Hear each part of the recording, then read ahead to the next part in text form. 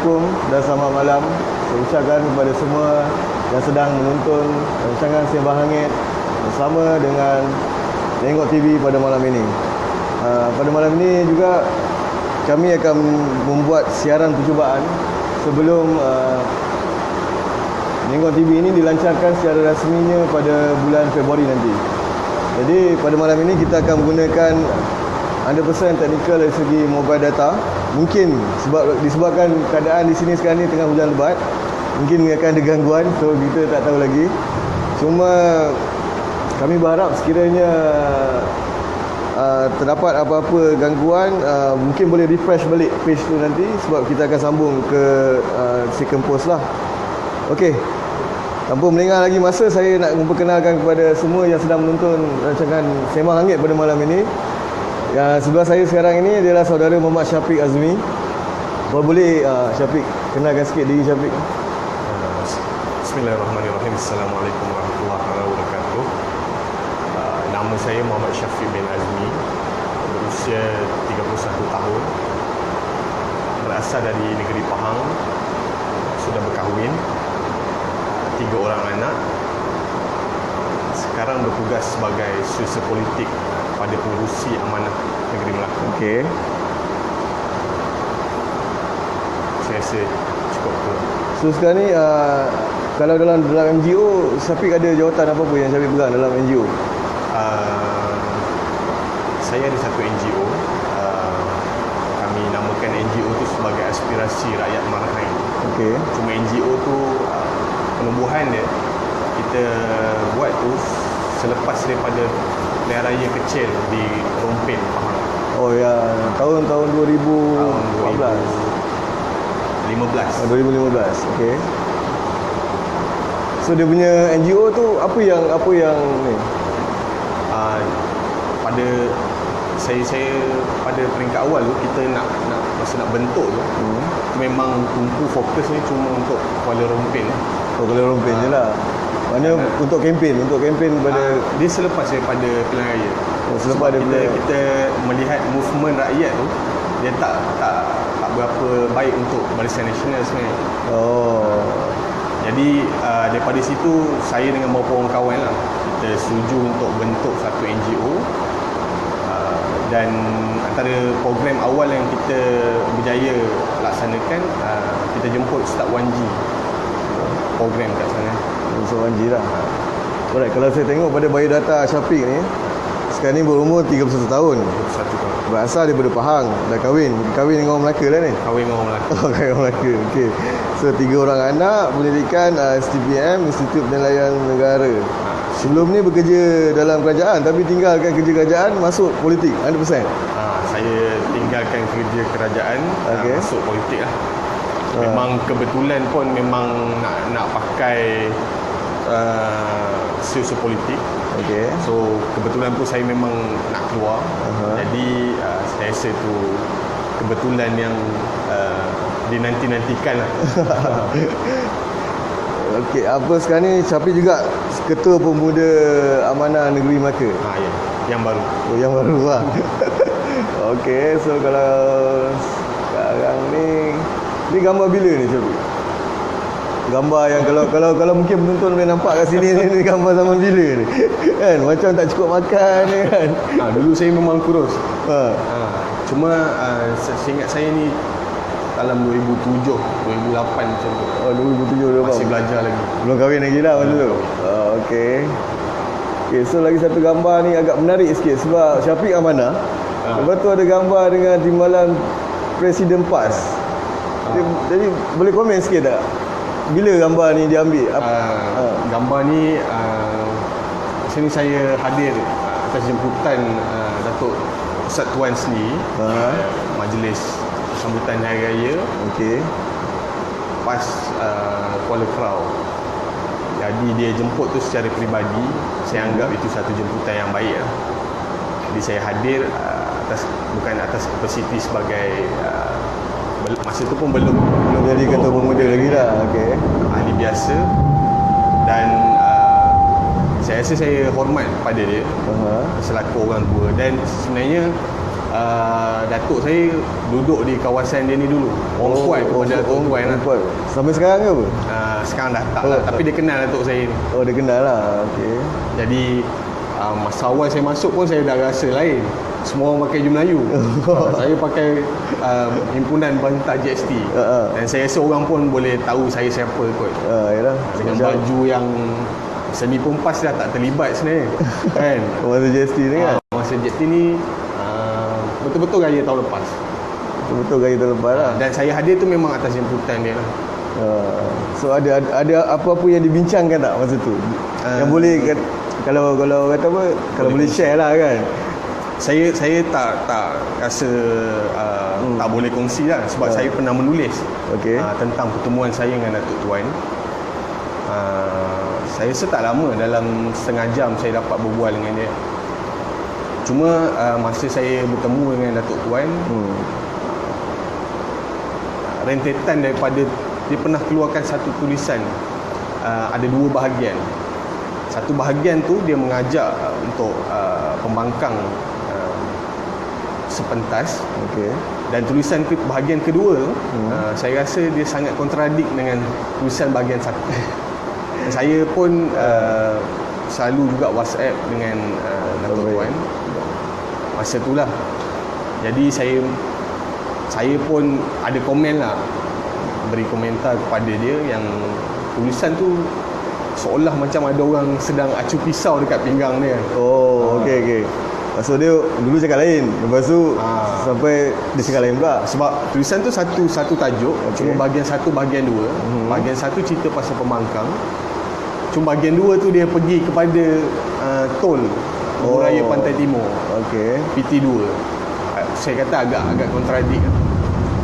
Daripada pertemuan ni pun saya diasak dengan teruk jugalah oleh mana panas lah pertemuan tu, bincang tu hangat lah. Agak panas. Ada kawan-kawan daripada Parti Amanah pun yang agak marah.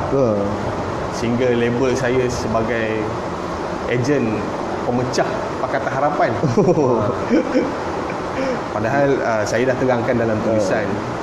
Dan itu cuma sekitar 2-3 bulan selepas tu saya memang tak ada lagi sambung perbualan tentang orang kata adakah kita boleh bersama. Cuma memang dulu saya terus terang saya cakap saya masih lagi menyimpan satu rasa yang bagi saya pas mungkin boleh bersama dengan kita dalam Pakatan Harapan, ataupun tak nak bersama dalam Pakatan Harapan pun macam mana yang dilalui oleh PPBM lah. Okey, Capi harap PAS dapat bersama dengan pakatan lah. Tapi kalau kita tengok, kalau penyokong pakatan sekarang ni, kalau boleh mereka memang tak nak langsung PAS ni bersama dengan Pakatan Harapan. Saya rasa mungkin kita boleh kata pada sebahagian ataupun sebahagian lagi masih lagi berharap. Mungkin juga yang sebahagian mengharap ni mungkin keluarga dia ada yang masih lagi di dalam PAS. Mungkin sebab yang berharap ni juga sebab dia tak nak berlaku 3 penjuru. Saya setuju. Ramai yang mana kawan-kawan saya memang ramai yang nyatakan memang kalau boleh dielakkan 3 penjuru. Dan saya pun berpegang benda yang sama masa tu lah.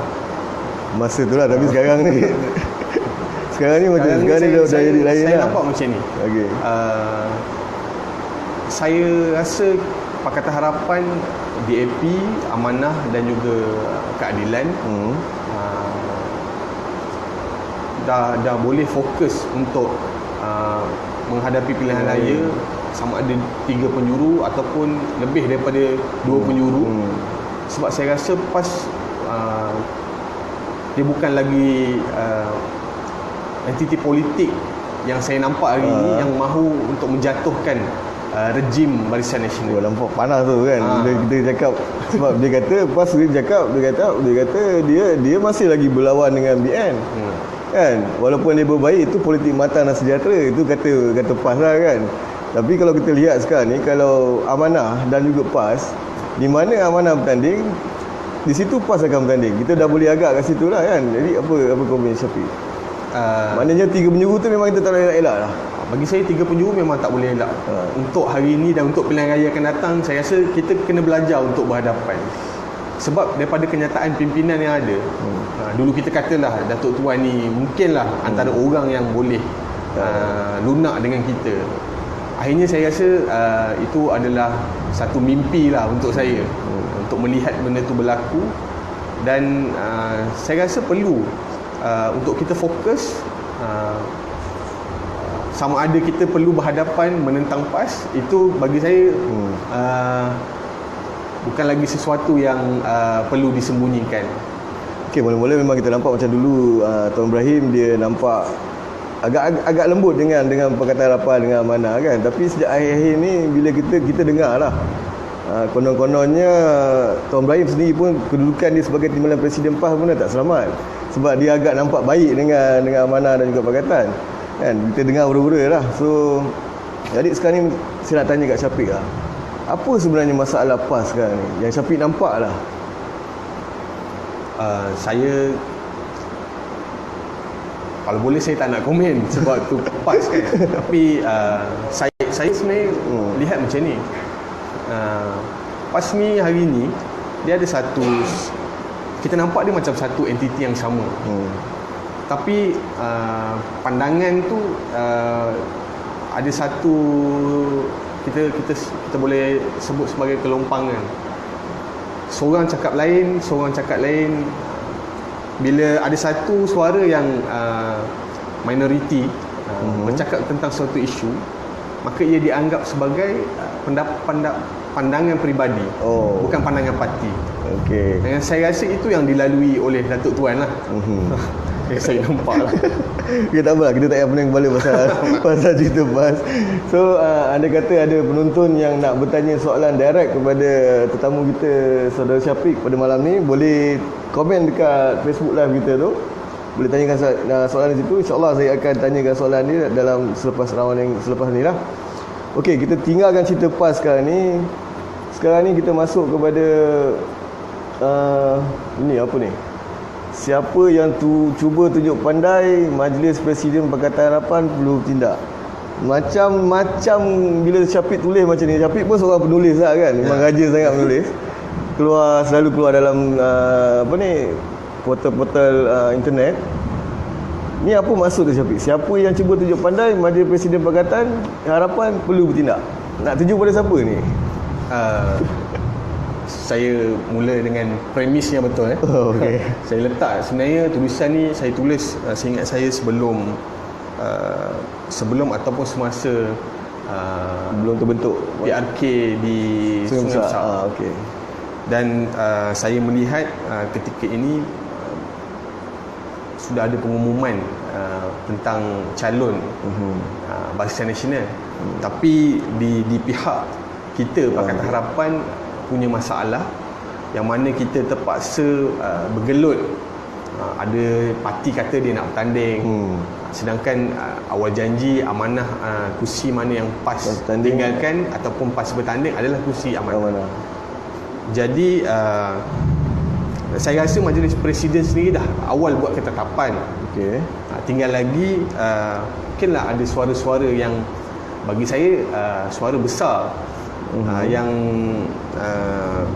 cuba tunjuk pandai lah bagi saya untuk mencelah apa yang telah di pendirian yang telah dikeluarkan oleh Majlis Presiden pada masa itu. Pada masa itulah. Tak, kalau kita tengok kan, yang Syafiq cakap masa sebelum PRK di Sungai Besar tu, kita nampak masa tu macam lebih masalah tu lebih pada Azmin lah, kalau kita boleh sebut kan. Timbalan Presiden PKR. Jadi dia dengan kita, dia nak bertanding, dia nak PKR bertanding di kursi tu. Jadi macam sekarang ni Azmin pula dia mencadangkan supaya Amanah dan PAS tu, Amanah dan PKR tu bergabung kan. Apa cerita Azmin ni kan? Saya sebenarnya melihat macam ni. Setiap orang tu dia ada hak untuk menyatakan pandangan. Cuma saya kalau boleh saya cadangkan selepas ni kepada mana-mana pimpinan Pakatan Harapan, Amanah, DAP atau PKR, Keadilan, dan yang terbaru kita ada sahabat baru kita, Parti Pribumi Bersatu Malaysia. Saya rasa kalau boleh sebelum keluarkan sebarang kenyataan, mungkin kita boleh bincang dalam mesyuarat Majlis Presiden ataupun buat mesyuarat sekretariat Pakatan Harapan. Sebab saya rasa rakyat hari ini dia dah mula rasa bosan dan mana-mana saya pergi, bila saya bertanya tentang politik, semua macam dah tak nak ambil tahu. Tak nak ambil tahu lagi lah, dah bosan lah. Bila kita tanya kenapa dua-dua pihak tak boleh bagi satu kita kata ketetapan yang mana mampu untuk mentadbir. So kalau macam tu maksud dia macam Pakatan Harapan pun sebenarnya ada masalah juga. Itu kita kena akui. Dan kita tak boleh bohong kan. Kita kena hidup secara realistik kan. Okay. Jadi saya sebenarnya saya melihat cadangan untuk menggabungkan Amanah dan PKR ni bagi saya seperti menafikan hak, seperti mana ketika awal penubuhan Parti Keadilan dulu. Seingat saya almarhum Ustaz Fadeno sendiri mencadangkan supaya Datuk Seri Anwar menubuhkan parti baru. Ini tak perlu tak perlu masuk PAS. Tapi tubuhkan satu parti baru. Dan saya rasa roh tu patutnya diambil oleh pimpinan keadilan khususnya yang ada hari ini.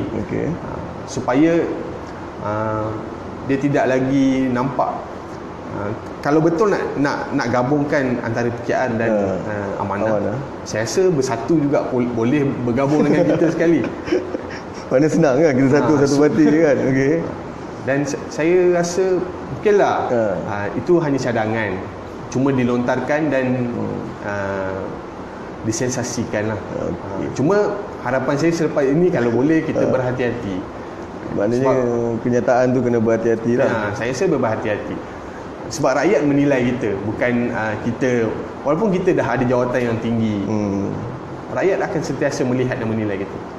Kalau anda katalah jadilah Amanah dan BKR ni bergabung kan, anda katalah jadi, agak-agak PAS boleh terima kan.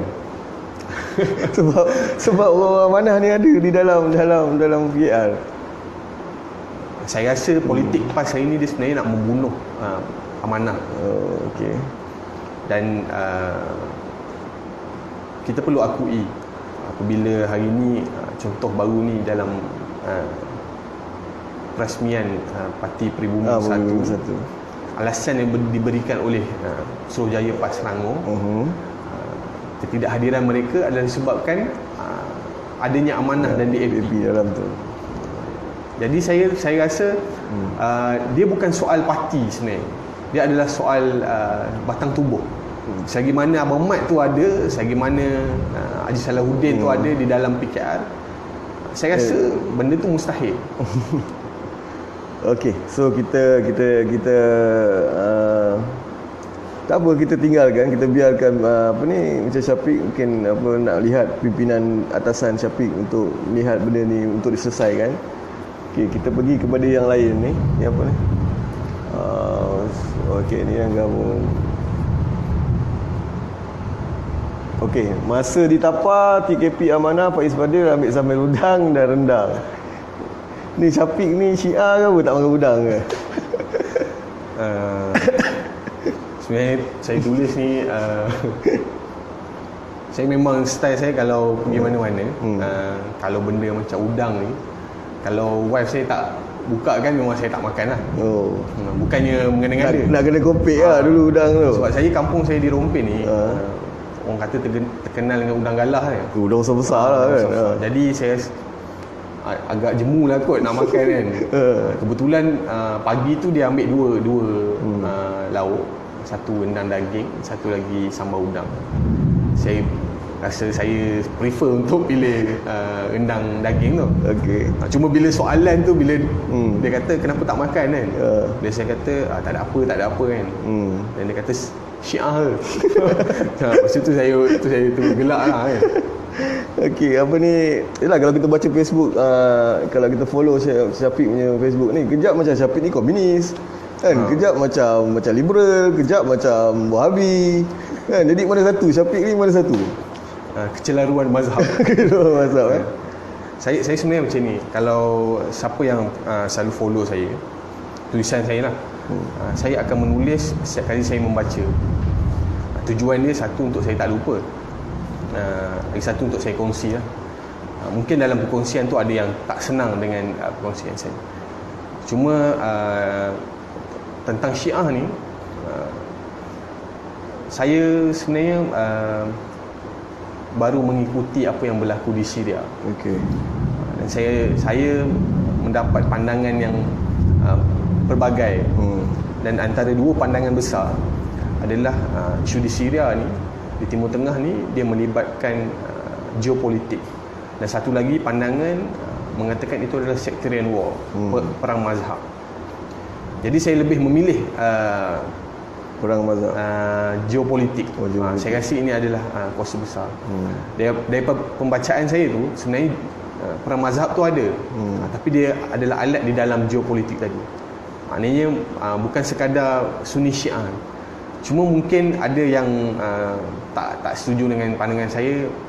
Terus saya rasa simplistik meletakkan label pada saya sebagai seorang Syiah. Dan saya sebut pada kawan-kawan, saya dulu Wahabi. Dulu mengaku aku Wahabi. Label Wahabi. Dia label lah Wahabi. Awalnya Aswaja. Lepas tu Wahabi. Selepas tu komunis, liberal, Syiah. Semua dah kena lah. Semua dah. Pro Yahudi pun dah pernah. Pro Yahudi. Pengkhianat dah pernah. Itu biasa lah. Itu biasa. Okey. Dan saya rasa sebenarnya tujuan saya buat tulisan ni, saya rasa hati dan jiwa dan minda orang Melayu kita perlu dijentik. Jentik ni bukannya mungkin ada yang tak akan setuju dengan kita. Mungkin akan ada yang memang setuju dengan kita. Bagi saya mengambil posisi yang lebih bukan lebih selamat, lebih menenangkan dan mendamaikan. Bagi saya, siapa nak mengamalkan pemahaman sosialis, go.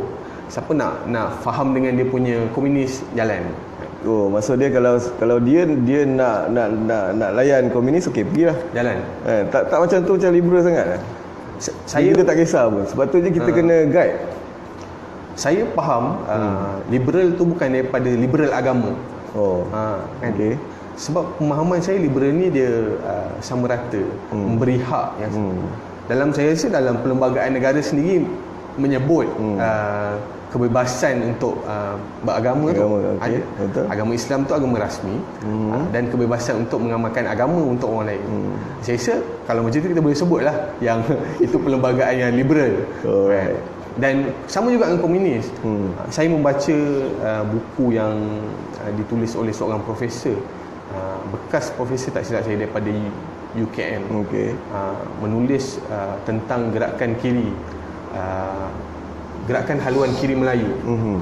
Maknanya dia sebelum kemerdekaan, menceritakan tentang bagaimana dua susuk tubuh yang saya rasa kalau saya sebut mungkin orang PAS yang paling kenal lah. Pertama Dr. Burhanuddin Ilmi. Ya. Yang kedua Ustaz Abu Bakar Al-Bakir. Ustaz Abu Bakar Al-Bakir adalah pengasas kepada Hizbul Muslimin. Pernah diorang menganjurkan satu kongres yang disebut Kongres Ekonomi di Gunung Semanggul. Masa tu Ustaz Abu Bakar Al-Bakir memberikan madrasah dia sebagai tempat untuk perhimpunan. Dan saya melihat dia berjaya untuk mengumpulkan semua ideologi. Di situ ada Rashid Maidin, yang kita tahu Rashid Maidin ni memang orang komunis. Kan?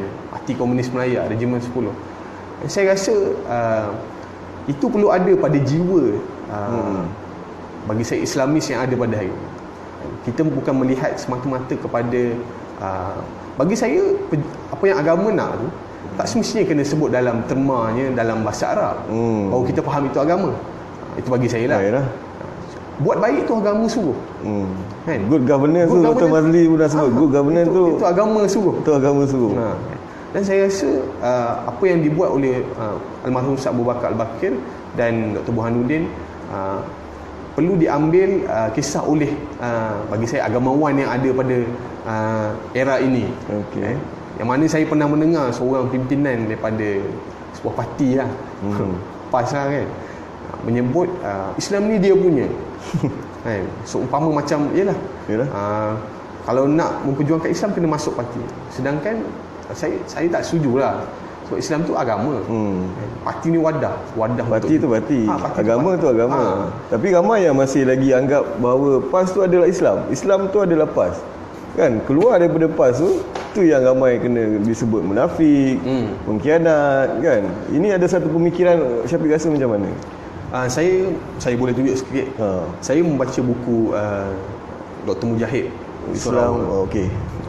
Buku ni saya rasa dia baru habis malam saya baca. Lebih mengangkat ketamadunan kemanusiaan tanpa menidakkan. Tak semestinya bila kita menghormati agama lain, contoh Kristian, contoh lagi Buddha, itu tidak bermakna kita mengimani agama orang itu. Saya rasa benda ni disebut banyak kali. Antara yang menyebut Ustaz Wanji.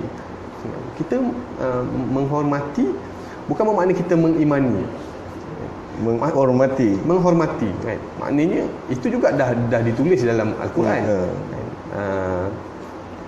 Bagi kamu agama, bagi aku agama aku, dan bagi kamu agama. Saya rasa benda tu, bila saya membaca buku ni, saya melihat bahayanya bila kita menggunakan parti yang berasaskan agama.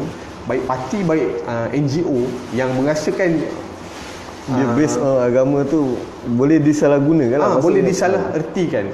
Kan? Apa yang berlaku di banyak negara hari ni yang bergolak, semuanya disebabkan baju agama tu. Okey, so kita tinggalkan topik tu kejap.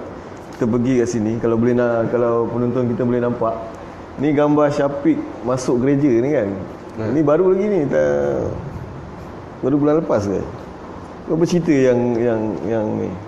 Ni masa ni saya bersama dengan silap saya dengan Amanah Bukit Katil. Okey.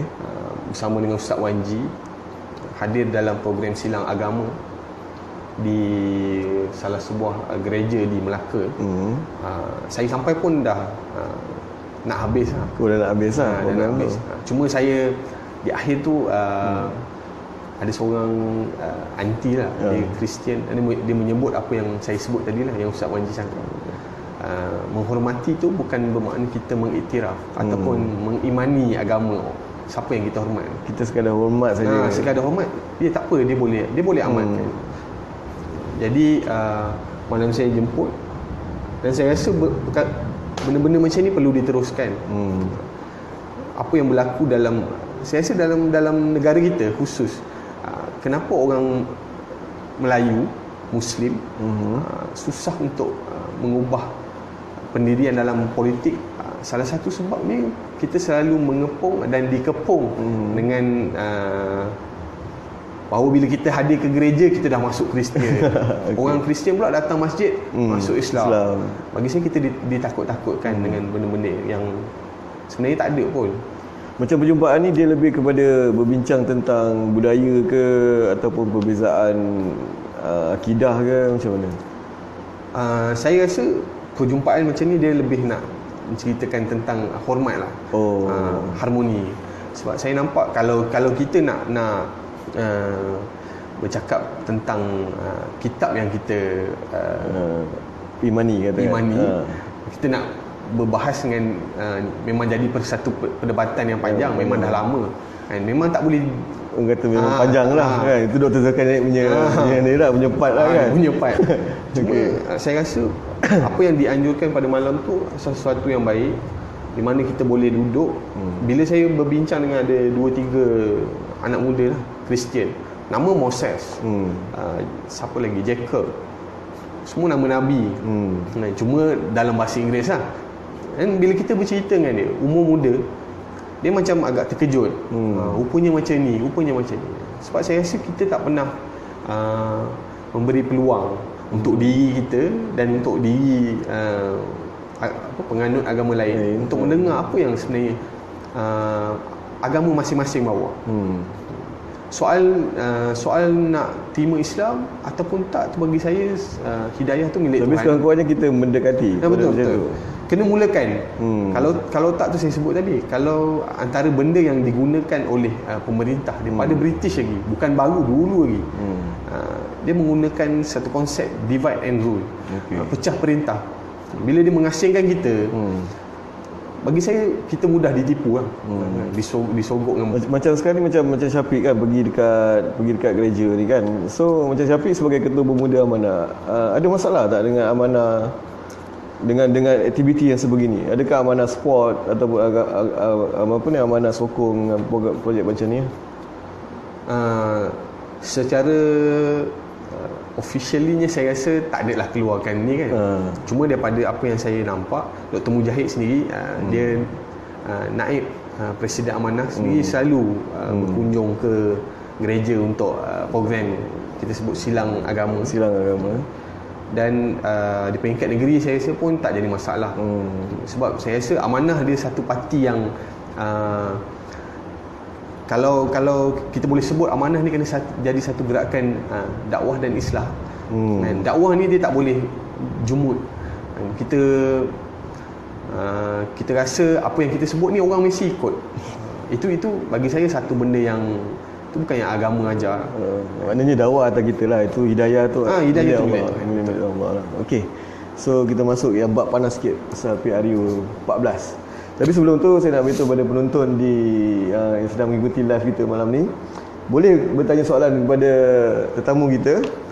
Boleh komen di Facebook page Nengok TV. Yang mana belum like lagi page Nengok TV tu, boleh like. Kita belum lagi buat promosi besar-besaran. Jadi kita harapkan rakan-rakan yang sedang menonton rancangan live kita pada malam ni untuk like page Nengok TV, NENGOK, Nengok, bukan tengok, Nengok TV. Okey. So Syafiq, untuk PRU 14 ni, agak-agak berapa kursi yang pemuda Amanah Melaka nak bertanding? Kami masih lagi menunggu keputusan daripada pimpinan negeri. Sebab proses rundingan di antara Pakatan Harapan tu masih lagi berjalan. Belum lagi kita masuk dengan proses rundingan dengan Parti Peribumi Bersatu. Tapi daripada sudut kami sendiri, daripada pemuda Melaka, pada peringkat awal kami bercadang untuk bertanding di 3 kerusi. 3 kerusi ya? 3 kerusi. Itu yang kita kalau boleh minta untuk peringkat negeri. Sikit sangat lah. Macam sikit ke 3? Sebab saya fikir dengan kursi yang dah disediakan dalam Pakatan Harapan tu pun agak terhad. Saya kata kalau saya balik kampung, saya cerita di Pahang banyak kursi. So tak payah berebut. Di Melaka ni parti banyak. Jadi kena berebut lah. Jadi cuma saya boleh lihat daripada 3 kursi tu kita memang dah boleh cakap satu kursi tu kita dah ada calon. Dah ada calon lah. Dah ada calon. Maknanya nak 3 tapi 1 je boleh calon. Lagi 2 tu belum mungkin, ada ataupun mungkin baru nak cari. Lagi 2 tu pun kita dah ada dia punya short list. Tinggal lagi maknanya nak 3 tapi 1 maaf. Tekut pula. Okey. Lagi 2 tu kita dah ada calon. Tunggu lagi kita nak dengar daripada negeri lah. Macam mana dia punya ada ihsan tak untuk kami pemuda bertanding untuk 3 kursi lah. Alright. Agak-agak peluang Amanah untuk menang PRU ke-14. Macam mana? Peluang Amanah. Agak-agak ada peluang Amanah menang. Saya suka untuk bagi 2. Pantai Barat dan Pantai Timur. Saya optimis Pantai Barat kita boleh paling tidak pun mengekalkan kursi yang sedia ada. Dan juga sama-sama membantu memenangi kerusi untuk membentuk antara negeri yang saya selalu dengar disebut-sebut. Penang tu kekal lah. Selangor, Kedah insya-Allah,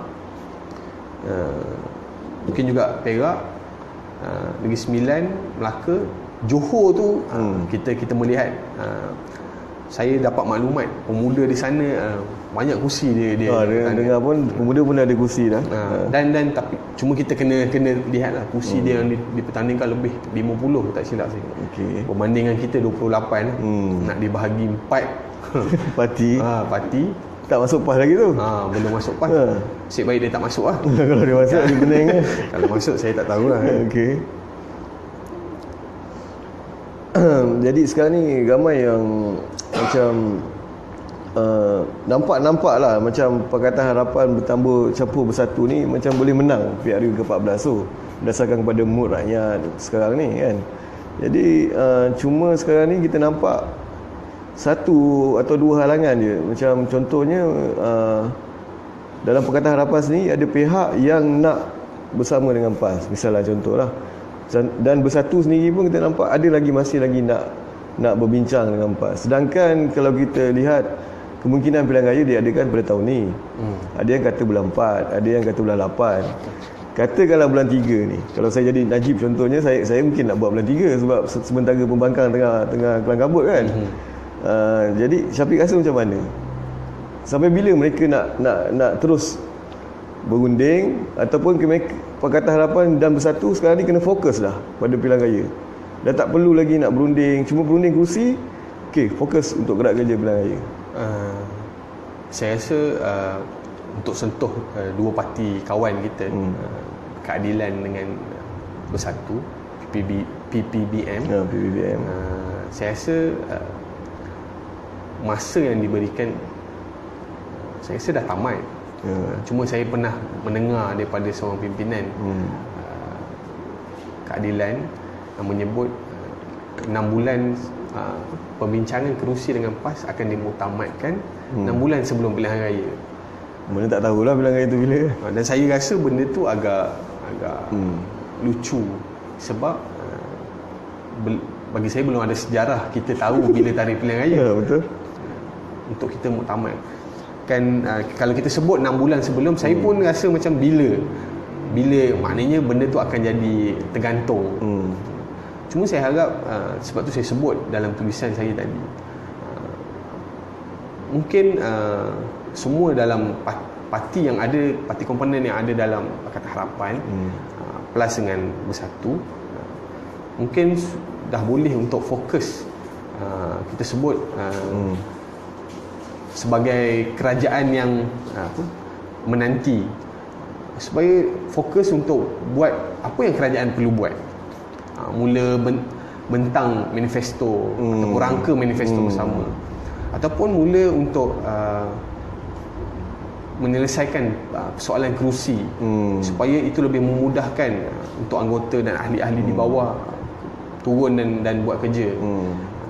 Sebab saya rasa macam kita di peringkat pemuda sendiri dengan Melaka, kita belum ada lagi pemuda Pakatan Harapan, belum tubuh lagi lah.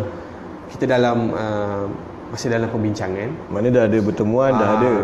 Dengan DEPSI kita dah buat pertemuan. Mungkin ke depan kita akan jumpa dengan AMK untuk kita nyatakan kepada rakyat negeri Melaka yang kami sudah bersedia untuk menggantikan Kerajaan Barisan Nasional yang dah lama berkuasa bukan saja di Melaka tapi di Malaysia. Alright. Berkenaan dengan isu satu logo untuk Pakatan Harapan, jadi Syafiq rasa dia boleh membantu Pakatan tak dalam pilihan raya akan datang, ataupun dia lebih mendatangkan masalah? Saya melihat pada dua perspektif. Satu daripada ROS. Saya rasa untuk kita mohon baru untuk bentuk satu gabungan barisan atau pakatan, saya rasa itu adalah satu yang mustahil lah. Sebab kita perlu realistik. Memang nak daftar nama Bersatu tu pun sendiri dah jadi masalah. Lagi kan kita nak bentuk kita punya coalition. Cuma saya rasa mungkin sama kita ni boleh bersetuju untuk menggunakan satu logo yang diguna pakai oleh mana-mana parti. Contoh kita boleh setuju guna logo PKR, logo Bersatu ke. Bagi saya itu soal yang sangat remeh. Maknanya kalau bertanding katalah contoh ada keputusan bertanding atas logo PKR, maknanya Syafiq tak kisahlah. Saya setuju. Setujulah kan. Saya setuju sebab satu, dia menyelesaikan banyak masalah. Yang penting kita nak dapatkan kerajaan tu dulu. Oh, okey. Ada soalan daripada yang sahabat kita yang menonton daripada sekarang ni live ni. Daripada siapa nama ni? Asbi Hasan. Nak tanya satu soalan. Apa pendapat Syafiq tentang RUU 355? Soalan mana? Ada himpunan lagi kan? Saya tentang rang undang-undang yang dibawa ni. Bagi saya 2-3 hari lepas saya ada ikut satu program Ustaz Wanji di Temeloh, Anjuran Pemuda Temeloh, Amanah. Saya dengar kupasan yang diberikan oleh Ustaz Wanji dan Faiz Fadil.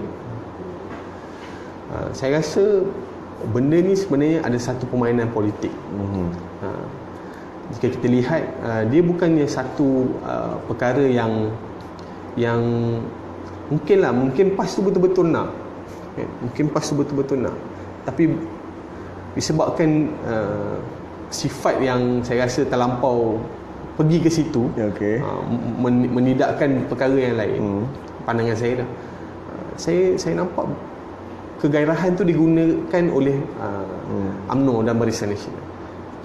Sebab kalau kita fikir, yang punya kuasa hari ini adalah Barisan Nasional. Dan saya selalu buat satu teka-teki dengan adalah beberapa kawan saya sebut, dia akan diizinkan bacaan pertama. Cuma dekat pilihan raya. Dekat pilihan raya. Bermakna macam RUU 35 ni hanya orang kata macam mungkin bukan PAS memang nak, kita tahu. Mungkin itu salah satu taktik daripada Barisan Nasional untuk menunjukkan dia pun nak Islam. Terutamanya UMNO lah kan. Jadi dia menggunakan kesempatan yang PAS bawa tu untuk menampakkan yang dia pun pejuang Islam. Saya boleh bersetuju lah. Sebab saya nampak bila dibentangkan rang undang-undang 355 tu oleh Presiden PAS, seterusnya ada pula yang daripada Amanah sendiri bawa rang undang-undang 355 juga. Kemudian keluar kata UMNO akan bawa rang undang-undang. Saya rasa semua dah kena game. Semua dah kena main lah. Kan? Sebab pandangan saya, saya tetap menganggap yang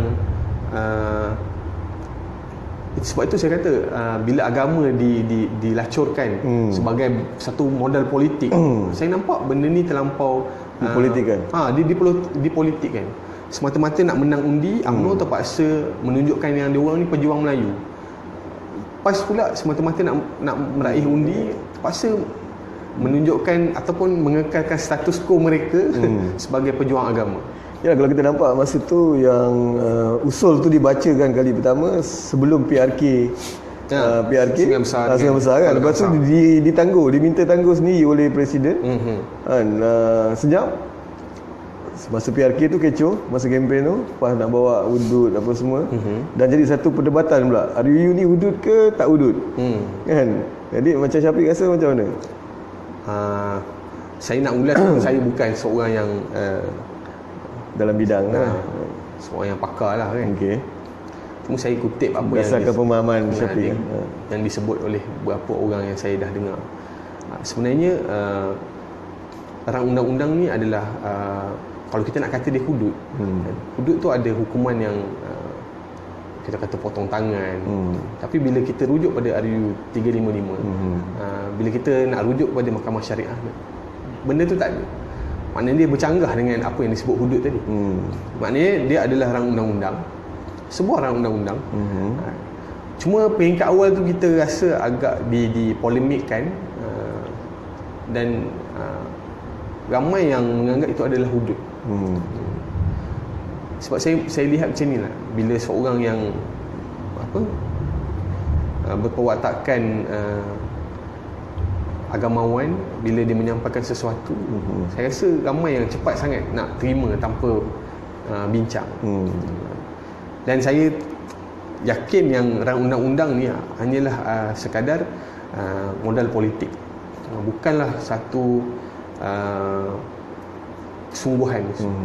Kalau kesungguhan, saya rasa lebih baik tak ada tangguh-tangguh terus. Bukan sekali, 2 kali tangguh. 2 kali tangguh. Maknanya lepas ni boleh buat himpunan tangguh lah. Boleh. Ada soalan daripada Muhammad Fadli bin Hasan. Berapa target kursi Amanah Melaka akan menang? Berapa target kursi Amanah Melaka akan menang? Macam saya sebut tadi, soal kursi tadi, saya mungkin saya boleh sebut kita dah setuju dalam Pakatan Harapan sendiri telah diallocatkan sebanyak 13 kursi. Cuma masih lagi dalam perbincangan. Soal sebut nak menang tu saya pun tak boleh nak bagi tahu lagi. Okey. Sebab saya rasa mungkinlah kena selesaikan dulu. Bila cakap saya rasa ni, Abdul Razak Endut dengan Aidit Sabri Mahazan, dia tulis, bro, banyak sangat saya rasa. Banyak sangat saya rasa. Kena ubah lah lepas ni kan. Okay, tak apa Syafiq. Kat Melaka ni sekarang ni, Syafiq duduk Melaka sebagai ketua pemuda Amanah Negeri Melaka kan. Ada apa isu-isu kat Melaka yang Syafiq nampak ada isu ke? Peringkat awal dulu saya tengok lapangan terbang. Itu jadi satu isu lah. Sebab kos dia hampir 300 juta. Cuma daripada segi pulangan tu kita macam agak sangsi. Betul. Sebab cuma saya ada buat research petang tadi. Saya melihat pada November tahun lepas mungkinlah pihak yang bertanggungjawab telah mengambil tanggungjawab. Dia sebut dalam kenyataan media yang dah buat satu rundingan dengan syarikat penerbangan untuk meluaskan lagi. Cuma sehingga gini kita masih belum nampak dia punya hasil lah. Nampak hasil. Yang keduanya saya lihat perkara yang paling penting negeri Melaka ni adalah isu rasuah. Isu rasuah yang saya rasa bermula daripada saya Ogos tahun lepas, mula melibatkan kaki tangan kerajaan negeri yang mengambil rasuah dalam urusan projek PBT. Seterusnya pada bulan September tahun lepas, tahun yang sama, sebulan betul, tahun yang sama kita melihat seorang lagi pengarah JKR yang bila disemak dalam akaun dia puluh juta jutaan ringgit. Yang ketiganya November, salah seorang pegawai yang rapat dengan Ketua Menteri kita, Soros. Kalau kita boleh sebut nama lah kan, Yusof Soros kan? Yusof Soros. Daripada dia tak highlightkan nama. Cuma bila saya tengok pada 10 hari bulan yang lalu, SPRM menyerbu pejabat Ketua Menteri. Walaupun Ketua Menteri menafikan kataan serbu tu, dia kata ziarah. Sebenarnya SPRM tulis menyerbu. Dia tulis apa, kunjungan hormat je kan. Dan dalam serbuan tersebut, antara yang nak diambil keterangan adalah berkenaan yang kes pada November. Bila disebut kes November, saya yakin itu bukanlah yang 2 awal tadi. Sebab tarikh satu dah Ogos, satu lagi September. Jadi November yang paling baru. Dan bila disebut pegawai itu adalah pegawai yang rapat dengan Ketua Menteri. Dan charge yang dikenakan oleh SPRM terhadap kes tersebut adalah antara 4 charge yang paling berat dalam akta SPRM. Bila saya tengok sedikit yang dah ditangkap ni, dia bukannya saja ada jawatan dalam kerajaan negeri, malah dia ada satu nama dia ada dalam syarikat security. Dan saya rasa syarikat security tu agak popular lah. Popular lah di Melaka kan. Saya rasa dipakai satu Malaysia sebab di Malaysia. mana-mana nampak. Nampak So kalau Melaka ni dia nampak macam Ketua Menteri Melaka tu, Datuk Seri Idris tu, macam tak ada masalah kan. Dia berjaya bawa bola sepak Melaka. Lepas tu dengan image dia kadang-kadang, dengan berselawat dia, dengan baca, dia pun pandai baca doa. Orang Melaka ni dia ni macam tu kan. Kalau tengok, oh pemimpin tu boleh buat baca tahlil, baca doa, okey, hebat lah tu kan. Jadi kenapa orang Melaka nak kena tolak Barisan Nasional, Barisan Syafiq kan? Kenapa nak kena beralih? Kenapa nak kena sokong pihak Syafiq lah, pihak pembangkang? Salah satu sebab adalah sebab rasuah tadi. Dan kalau kata sebab rasuah, dah ada tak yang dah jatuh apa ni, didapati betul-betul bersalah? Sebab orang dah akan baca dalam Facebook sekarang ni kan. Dia kata belum terbukti lagi, belum jatuh hukum lagi. Macam mana nak kata? Syak aje dia cakap. Saya kira kalau dalam segi politik ni, saya melihat di situ ada masalah kepada kerajaan yang ditadbir oleh Datuk Seri Idris Harun. Betul, kita boleh beranggapan, dia sendiri pun beranggapan ada orang di luar yang mungkinlah sakit hati dengan dia. Soal siapa, orang dalam atau orang luar tu kita tak berani nak cakap. Okey. Cuma saya melihat apa yang diperlukan oleh masyarakat dan rakyat negeri Melaka hari ini. Kita memang boleh fokus apa yang berlaku. Salah satunya tadi sektor pelancongan. Melaka ni sebenarnya dia satu negeri yang ada potensi. Potensi untuk dikenali. Satu masa pernah dikenali dan agak-agak tenggelam. Kemudian saya boleh diangkat untuk kita memperkenalkan Melaka ni sebagai satu, bila kita keluar sebut Melaka, orang tahu ni Malaysia. Cuma daripada segi kenapa kena tukar kerajaan Barisan Nasional ni, peringkat Melaka dan juga di peringkat pusat. Saya nampak kita jangan cuma melihat daripada segi apa yang berlaku di Melaka. Kalau kita lihat secara keseluruhannya, contoh bebanan yang diberikan oleh kerajaan kepada rakyat, itu adalah sesuatu yang perlu difikirkan. Soal cukai tinggi, mungkin itu di negeri Melaka boleh jadi kos sara hidup. Okey, kita tak ada masa yang panjang, kita ada lebih kurang 5 minit je lagi. Borak-borak macam ni tak sedar kan. Kalau cakap politik ni memang ni kan. Okey, ada satu soalan lagi yang saya punya line pula kat sini slow. Okey, Syafiq, pada Syafiq mana lebih penting, ahli ke penyokong? Pada saya dua-dua penting. Cuma dalam masa yang sangat singkat ni, kita perlu ramaikan penyokong. Sebab bukan semua orang yang nak duduk dalam parti. Cuma yang bukan ada jiwa besar. Maknanya ada benda kerja parti ni satu benda yang sukarela sebenarnya. Volunteer. Okey. Pendapat Syafiq tentang penyokong cyber trooper. Macam mana? Bagi saya perlu. Perlu. Cuma saya nak lontarkan sikit kalau boleh. Mungkin ada satu guideline untuk cyber troopers kita untuk bereaksi atau beraksi beza dengan cyber troopers yang daripada PAS, daripada UMNO. Sebab saya nampak akhirnya orang akan lihat kita mewakili parti. Sebab kadang-kadang kita tak tahu macam cyber trooper ni kan. Kadang dia macam BN contohnya.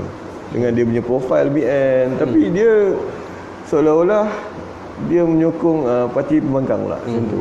Ataupun kadang dia mungkin menyamar sebagai parti amanah ataupun menyamar sebagai parti PAS yang kita tak dapat tahu pun kan. Jadi pada Syafiq macam mana? Adakah perlu kita layan orang-orang macam ni? Sebab tu awal tadi saya sebut kenapa orang label saya jadi Syiah. Saya rasa semua orang kena membaca. Membaca ni saya pun belajar tak tinggi. Cuma bila membaca kita ada sikit tambahan dan kita boleh berhujah secara ilmiah. Orang macam-macam kelompok macam ni, cara nak diamkan orang hanya gunakan hujah yang bagi saya dia orang tak tahulah. Mana berfakta lah, bukan kita main ikut suka lah. Alright, Syafiq sebagai Ketua Pemuda Amanah, terima kasih kami ucapkan sebab sudi menjadi tetamu kita untuk rancangan episod pertama ni. Jadi apa harapan Syafiq pada Amanah? Pertama saya nak melihat Amanah ni menjadi satu parti masa hadapan. Okey. Mungkin kita ada jalan yang sangat jauh. Di 10 tahun lagi baru kita mampu berdiri dengan megah. Dan tak mustahil untuk kita berdiri pada PRU 14 nanti.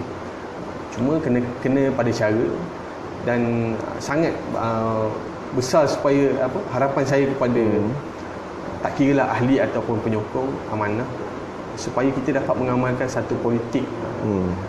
Saya tak nak sebut politik matang dan sejahtera kalau benda tu retorik.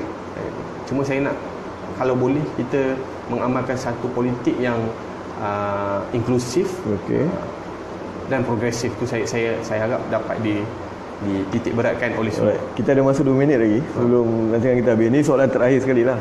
Kalau kita lihat pada carta ni, pola undian Melayu, di sini kalau kita lihat dia beritahu BN tu di Melaka kan, dia dah 32% tu memang dah penyokong fixed deposit dia yang akan menyokong dia. Beritahulah apa pun dia tetap sokong BN.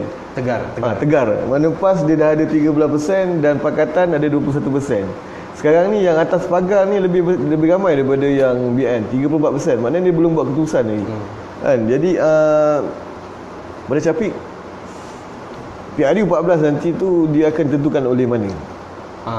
Saya memang yakin atas pagar yang akan menentukan ke mana kita, siapa yang akan jadi kerajaan, siapa yang akan jadi pembangkang. Siapa yang akan jadi kerajaan. Okey. Tepat 10 malam. Terima kasih kepada semua yang telah mengikuti rancangan kita bermula tadi jam 9 dan sekarang dah pukul 10. Kita beraya selama 1 jam dan insya-Allah jangan lupa pada hari Sabtu ini kita akan ada lagi sembang hangit yang lagi panas dan lagi hot bersama dengan tetamu kita Alex dan juga Azhar Ledang yang akan membincangkan topik. Saya tak tahu lagi topik apa dan siapa hostnya pun saya tak tahu. Jadi saya harap agar semua yang menonton rancangan kita pada malam ni dapat share sebanyak-banyaknya video ni, dan siapa yang belum like page Nengok TV, tolong like page Nengok TV dan share maklumat ni supaya lebih ramai sahabat kita yang tahu. Jangan lupa hari Sabtu ini pukul 9 malam kita akan bersama dengan Azhar Ledang dan juga saudara Alex dalam rancangan Sembang Hangit episod yang kedua. Assalamualaikum. Bye. Alhamdulillah.